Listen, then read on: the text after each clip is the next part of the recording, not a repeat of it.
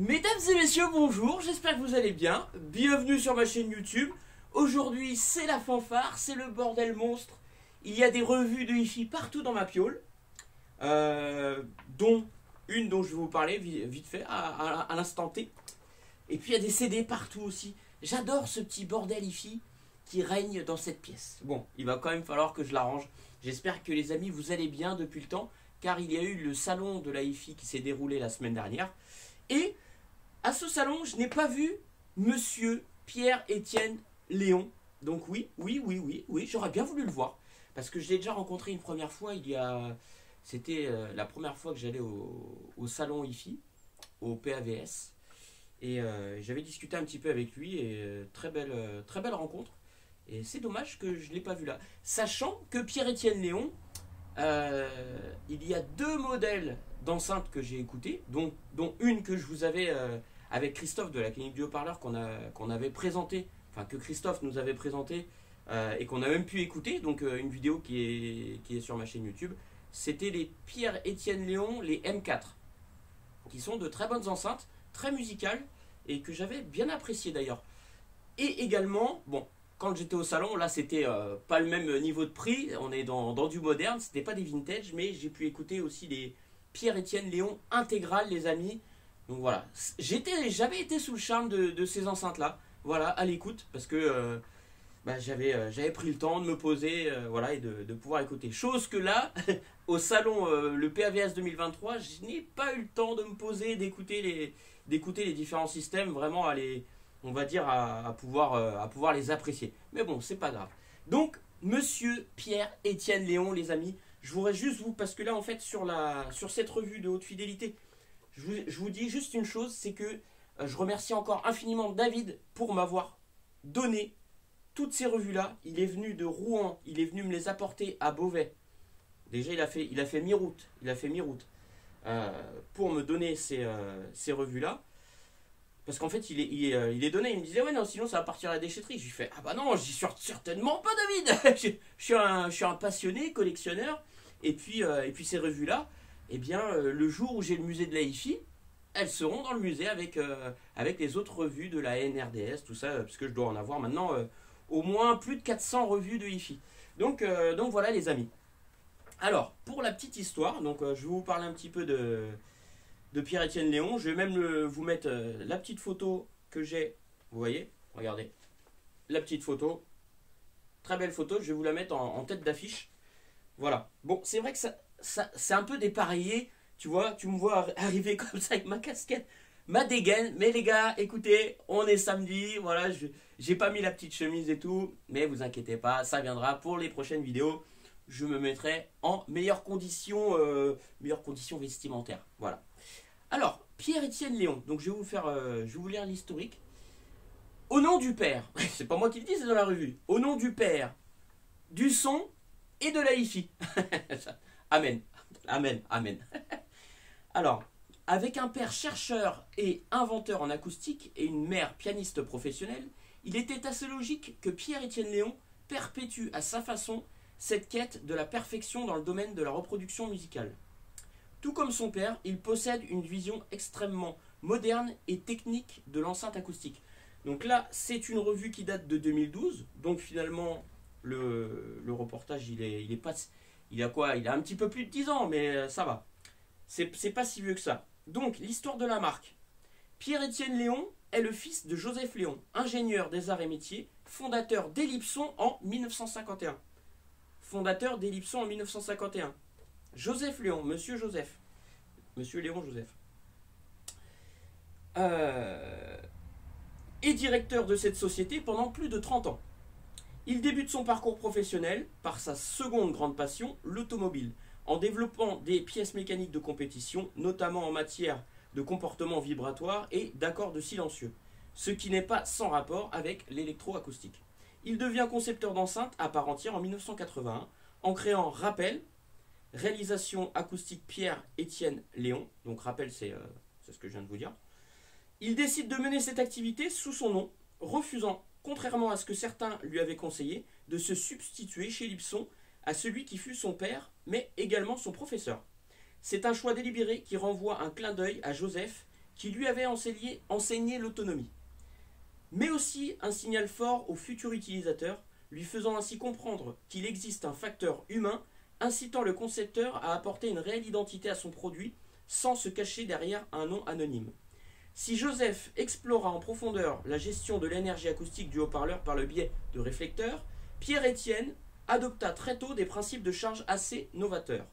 Comme son père, il a toujours su choisir le meilleur composant du moment avec soin, ne restant jamais, entre guillemets, marié avec un fabricant, mais étudiant les catalogues de chacun d'eux avec une attention plus que soutenue.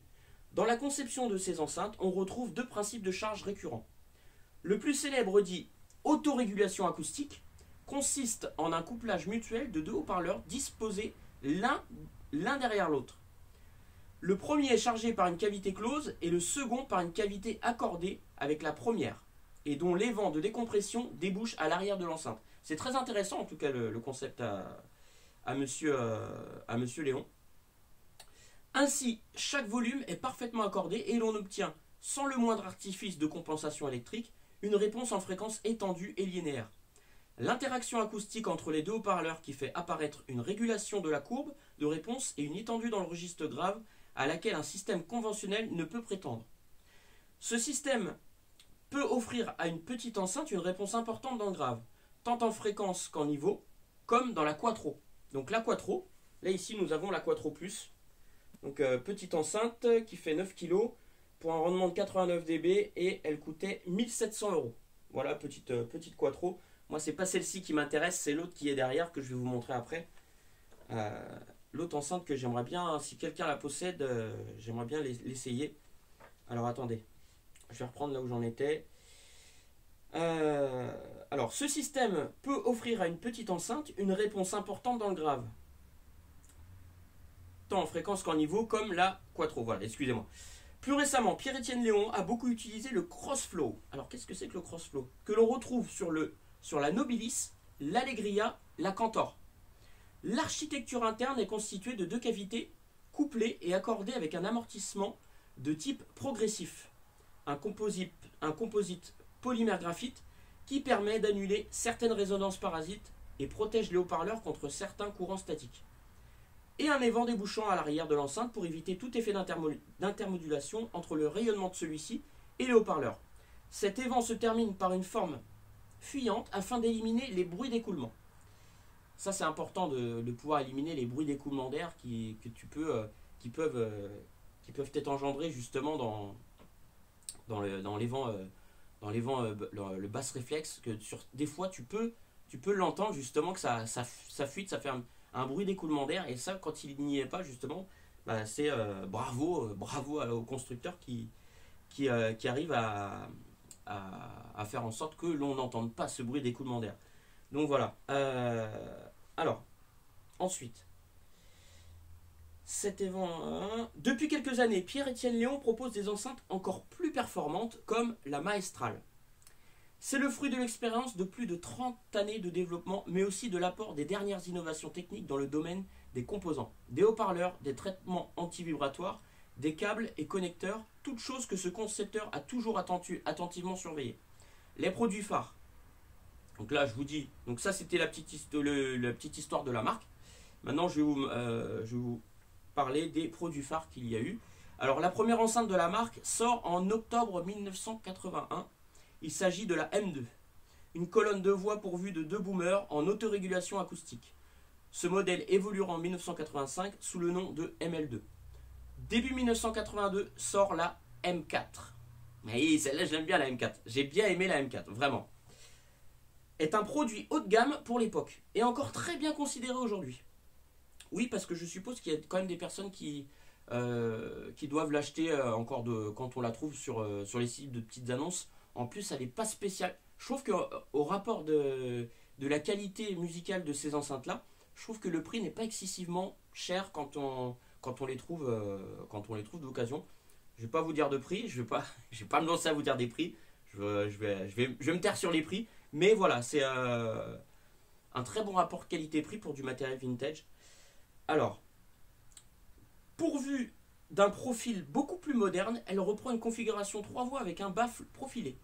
La Quattro est disponible dès 1988. C'est une minuscule enceinte sur pied équipée de 2 boomers de 13 cm en autorégulation acoustique. 2 boomers de 13, ouais. Elle poursuivra sa carrière jusqu'à maintenant dans différentes versions avec un succès qui ne s'est jamais démenti. En 1999 naît la Modena, une imposante colonne livrée en paire miroir. Il s'agit d'une 3 voies conçue à la large bande passante. Dès 2000, l'Enzo semble en être une déclinaison simplifiée en 2 voies, avec son coffret asymétrique et ses 2 woofers de 18 cm, qui lui donnent un charme particulier. En 2004, sortent Kyoro et Nobilis, 2 modèles haut de gamme qui, cette fois, adoptent la charge Crossflow et surtout des composants exclusifs comme les haut-parleurs audio technologie. Donc voilà les amis pour la petite histoire de Pierre-Étienne Léon. C'est vrai qu'on n'en parle pas beaucoup de Pierre-Étienne Léon les gars. Bah oui, on parle d'autres marques françaises, c'est vrai. Mais voilà, faut pas l'oublier. Faut pas l'oublier. C'est pour ça que je le mets à l'honneur dans cette petite vidéo là. Et c'est ça que je voulais vous dire. J'aimerais bien écouter un de ces 4. Si jamais quelqu'un d'entre vous, les amis, les possède, je serais vraiment ravi de pouvoir essayer ces enceintes-là. Ce sont les Pierre-Étienne Léon Serena. Donc version Serena. Voilà. Vous voyez un petit peu. Ça me dirait bien. Donc elles étaient proposées à 5600 €. Le poids 30 kg. Alors est-ce que c'est 30 kg unitaires ou les deux? Alors là, si c'est 30 kg unitaires, là, attends, c'est un monstre le... c'est un monstre le coffret de l'enceinte. Il va falloir que je regarde vite fait. Une enceinte bibliothèque qui joue de la musique et descend en fréquence comme une grande. C'est la surprise concoctée par Pierre-Étienne Léon avec sa nouvelle Serena qui a bénéficié en partie de l'expérience des maestrales. Mais cette bonne nouvelle n'est pas la seule. Oh là là, qu'est-ce que c'est intéressant ça. Elle me donne envie ces petites Pierre-Étienne Léon. Franchement les amis, en plus regardez avec sa forme. Vous avez vu un petit peu. Voilà. Donc, donc ça fait plaisir. En plus c'est un haut-parleur de 17 cm qui est embarqué. Je regarde vite fait un petit peu au niveau des membranes en pulpe de cellulose. Cache-noyau en carbone. Cache-noyau en carbone. Hein. Donc c'est-à-dire que si tu flingues le cache-noyau, si tu en remets un autre, forcément tu n'auras pas le même son. Ça c'est sûr. À n'en pas douter. La suspension S en S. Tu vois.